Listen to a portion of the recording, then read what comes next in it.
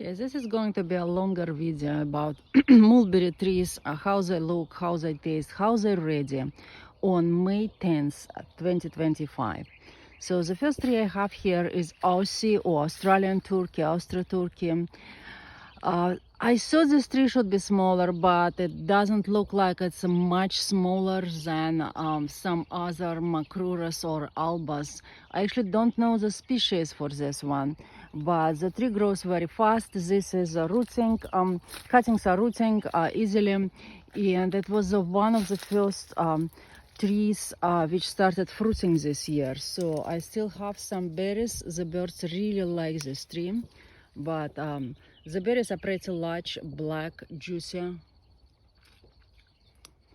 And now by May 10th, they're really good. So they have acidity, but they also have enough sugar and good flavor.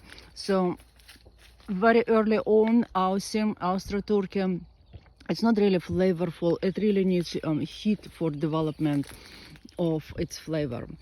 So the next tree I have here is Illinois Everbearing. So Illinois Everbearing is always kind of a later ripening.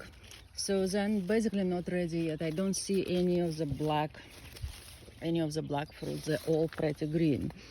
So the next one, and it's pretty large. So the Illinois Everbearing is very large tree. So I'm pruning it down. Well, this year I didn't have time to prune, but it's pretty large tree. It needs to be pruned down. The next one is Isvahan. We pruned it heavily on one side like this in front, but there are still some very tall branches left on this tree. So Isvahan is a short white, and they should not be ready yet. Let's go inside and see what is happening here. Yeah, so Isvahan is one of the largest white fruiting, like a shorter white fruiting, but I don't believe they are ready yet.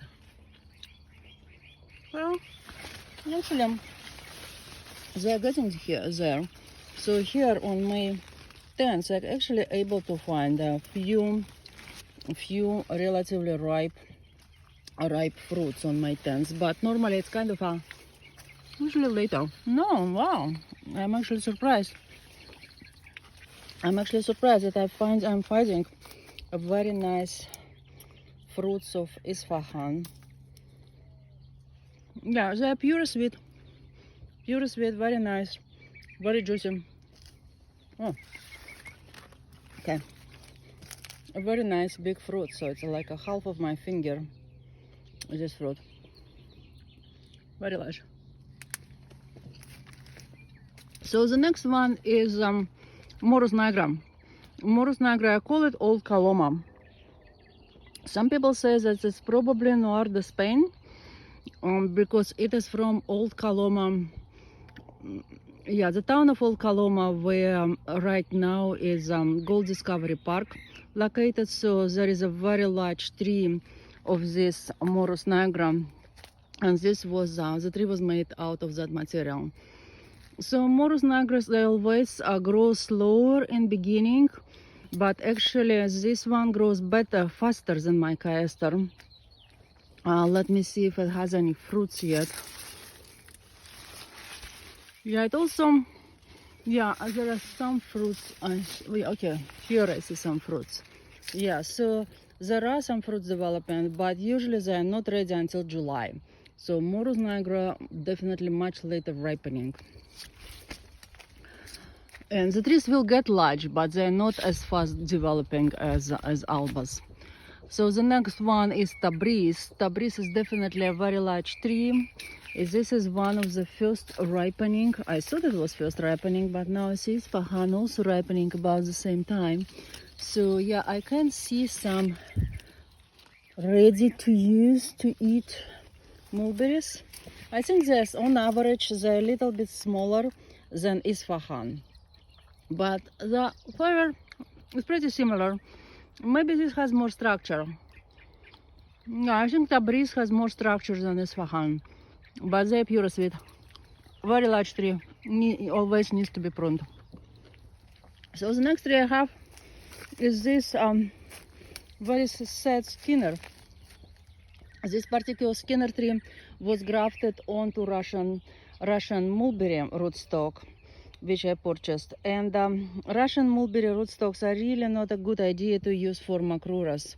So this tree always suffers worse than the next skinner I have. The next skinner also gets a lot of winter damage, but it was grafted on some random seedling from my orchard. So it performs much better, but you still see how much wood gets damaged every year. So when I harvest, when I distribute skinner wood or any sensitive macruras wood, I harvest that wood before the first frosts, because I know that this wood will get damaged. So skinner is a large tree, very large tree. If you live in zone 10 probably and up, I'm in 9B, Sacramento Valley, and here it gets a lot of damage. So the next one is Taiwanese long. Yeah, I didn't show you the berries. Let me show you the berries of Skinner. Yeah, Skinner berries are wonderful. So they're pretty large, long, sweet.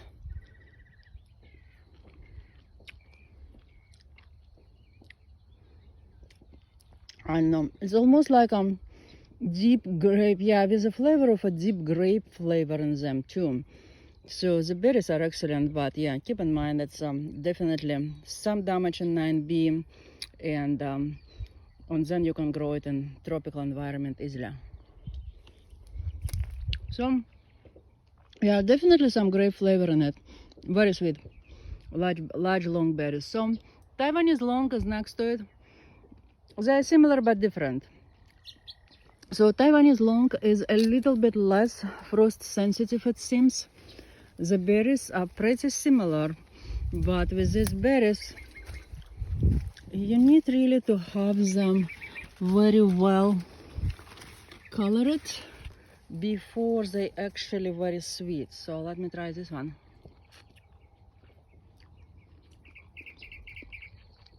No grape flavor in it, but it's more like I don't know, more berry.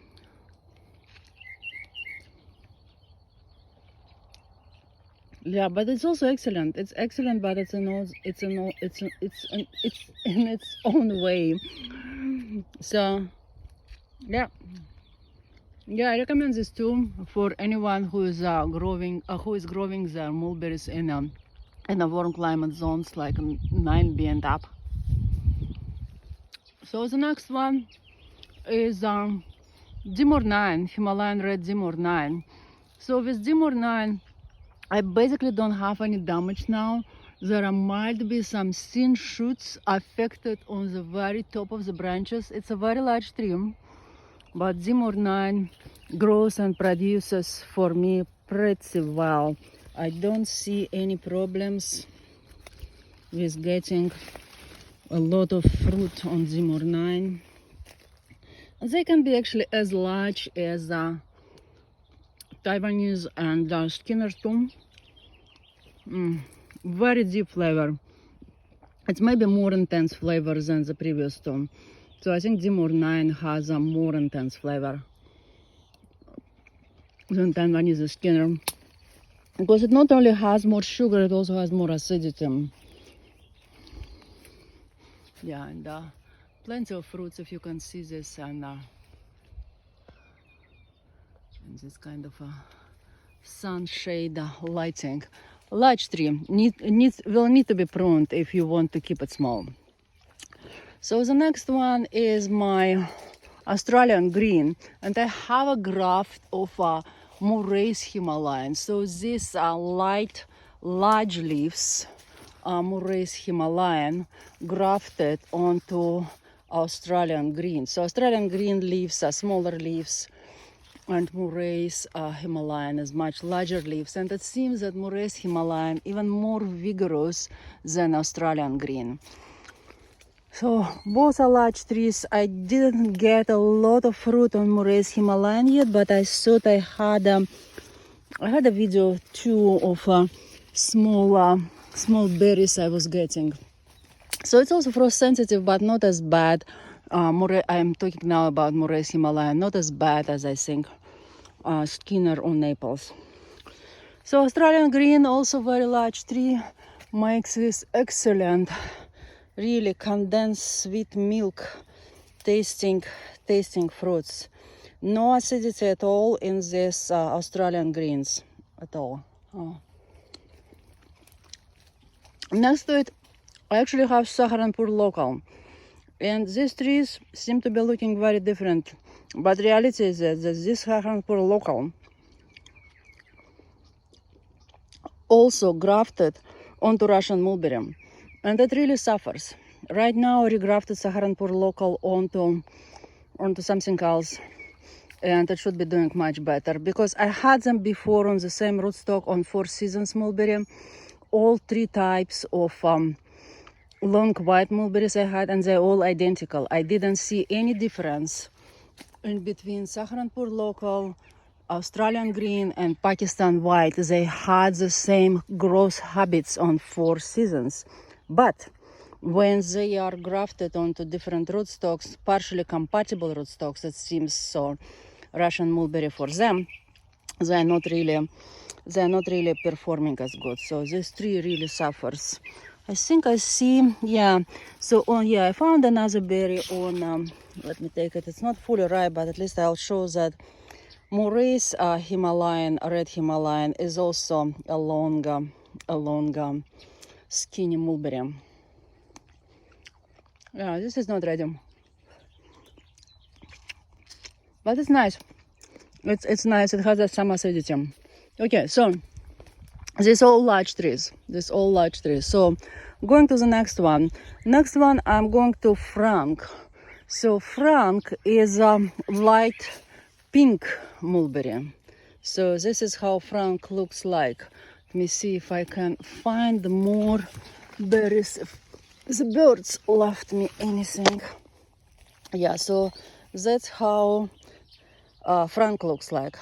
Frank has its own flavor. It's really light pink. It's mostly white with a little bit of a light pink.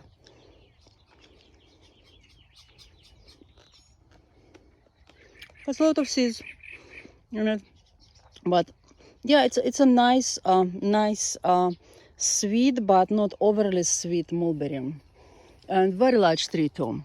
So on this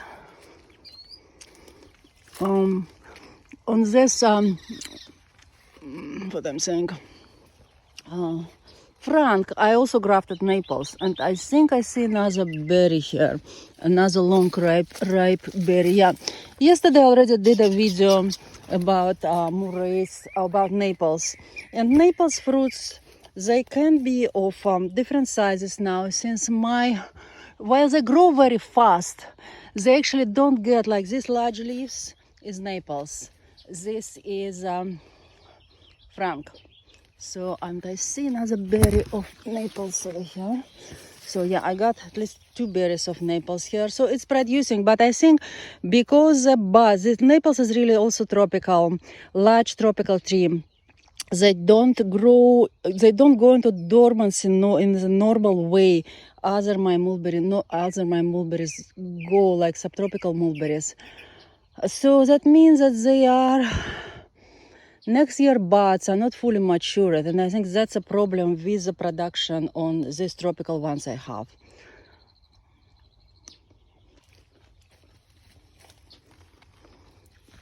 Yeah, so this is another berry ripening. So yeah, Naples very distinct in flavor. Lots of acidity, very sharp, but also lots of sweetness. I would say, I don't know, maybe currant flavor in them, but it's really nice strong flavor. Okay, done here with Frank and Naples. The next tree actually has two selections. So the main tree here I have Four Seasons, and this is Four Seasons fruiting. And now, as we are getting much more hot than we've been before, like last 2 days are really hot. I'm trying to find a good unspoiled by birds berry. So they can be much larger. Yesterday I found much larger fruits, and now they are getting really nice and sweet. I didn't like them early in the spring because they don't have much flavor. But when they are starting to easily separate from the bush, they are getting really good flavor, and they have really good strong mulberry flavor in them too, and good acidity. On the same tree, I grafted Jan's best. So this side of the tree is Jan's best, because originally I thought, oh, maybe they're identical. No, Jan's best is not identical to Four Seasons. Jan's best berries are smaller. And they basically have a different flavor. Yeah, but they're also pretty good.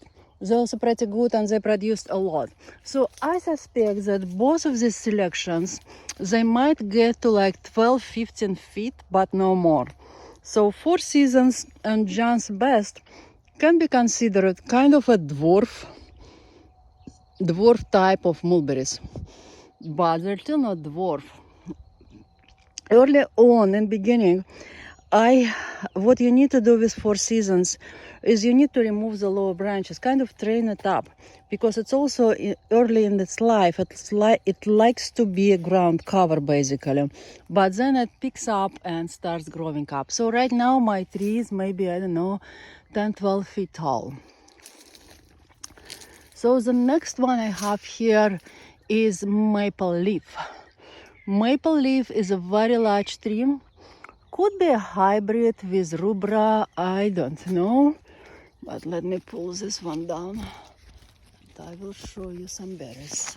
So the berries on maple leaf can be huge. Like, look at this ones. I'll show you them now. Look at this one.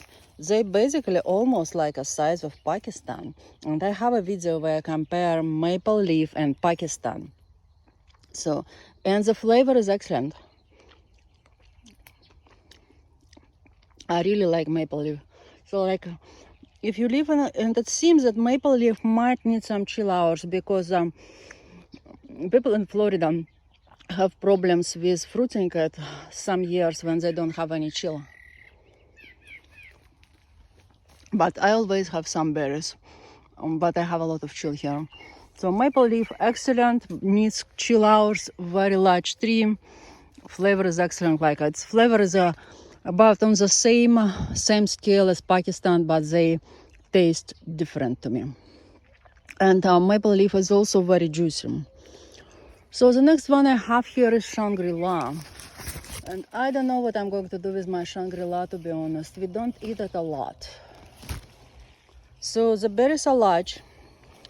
The tree is very large, fast growing, also rooting very easily from cuttings. But it's just the flavor is not there. Well, it's actually getting better now with the heat. Yeah, I'm getting now better flavor. So maybe just needs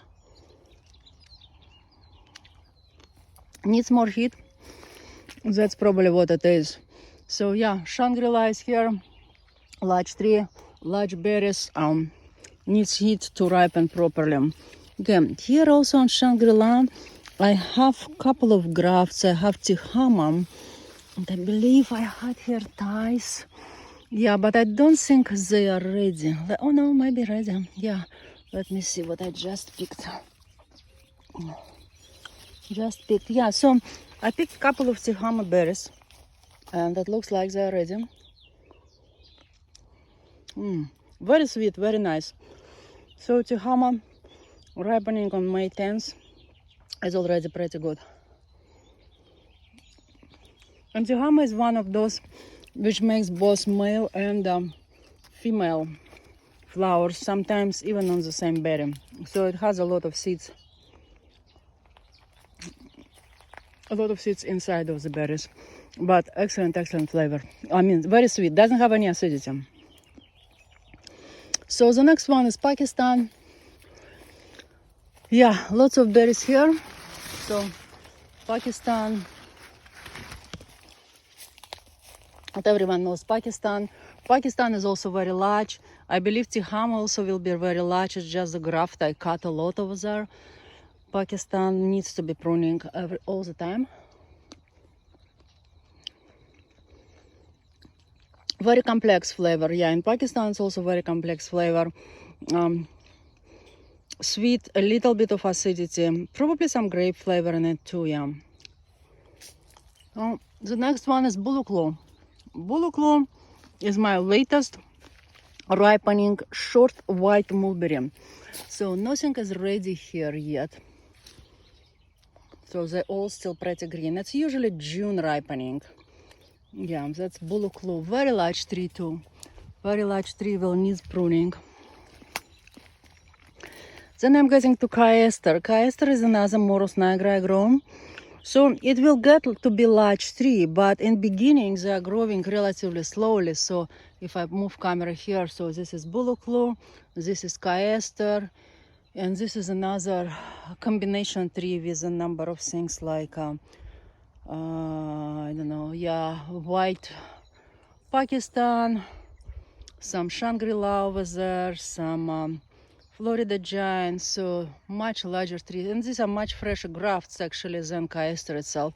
But eventually it will grow and also will be a large tree, but in beginning, yeah, be patient. And it will be ripening also late. So here are the absolutely green berries now. You can see them, I don't know, yeah, let's do this, yeah. Green berries, so they probably will be ready in July. So this is a big combination tree with multiple grafts. I can even skip on all this because I know Florida giant. I can show you Florida giant. I believe this is Florida giant. Yeah, Florida giant makes really nice big berries, and I like them better than Shangrila. At least they start getting sweeter earlier than Shangrila.